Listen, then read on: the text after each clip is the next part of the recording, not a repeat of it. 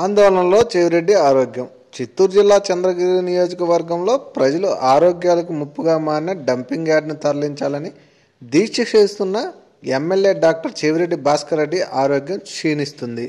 Dumping yard తరలింపు కోసం ఆయన చేస్తున్న దీక్ష బుధవారం 4వ రోజుకు చేరింది.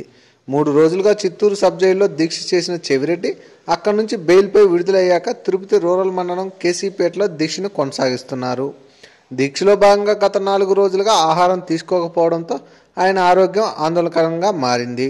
బుధవారం రాత్రి దీక్షా శిబిరంలో ప్రభుత్వ వైద్యులు చెవిరెడ్డి భాస్కర్ రెడ్డికి పరీక్షలు నిర్వహించగా బీపీ 106/67కు, షుగర్ లెవెల్ 79కి పడిపోయినట్లు గుర్తించారు. దీక్ష ఇలాగే కొనసాగిస్తే ఆరోగ్యం మరింత క్షీణించే ప్రమాదం ఉందని, కోమాలోకి పోయే ప్రమాదం ఉందని వైద్యులు హెచ్చరించారు. డంపింగ్ యార్డ్ తరలింపుపై ఆమరణ నిరాహార దీక్ష చేస్తున్న చెవిరెడ్డిని వైఎస్ఆర్సీపీ అధినేత జగన్మోహన్ రెడ్డి ఫోన్లో పరామర్శించారు. ఆరోగ్యం జాగ్రత్తగా చూసుకోవాలని ఆయనకు జగన్ సూచించారు.